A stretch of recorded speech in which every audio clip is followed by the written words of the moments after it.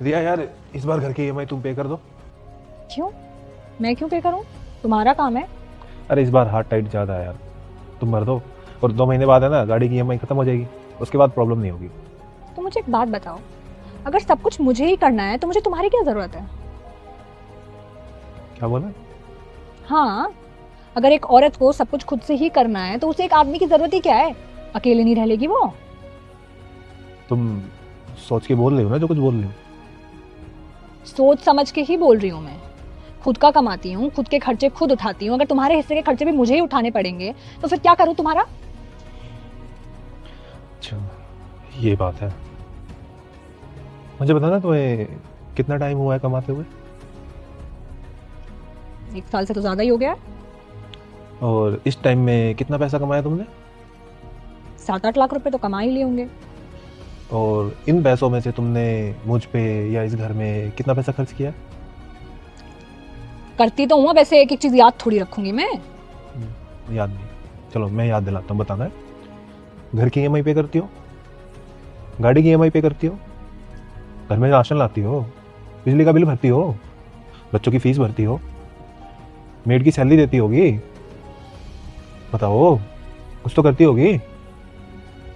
मैं क्यों करूंगी ये सब? ये सब तुम्हारा काम है। और मेरा काम क्यों है? Because you are the provider, you are the man.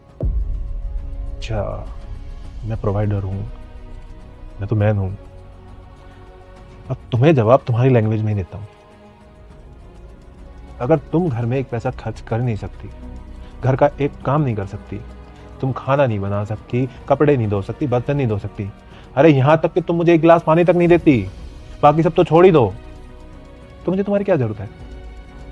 जब सब कुछ मुझे खुद ही करना है तो मुझे एक औरत की क्या जरूरत है? और अगर तुम्हें मेरी जरूरत नहीं है तो मेरे साथ तो रहोगी नहीं, कहीं और जाके रहोगी।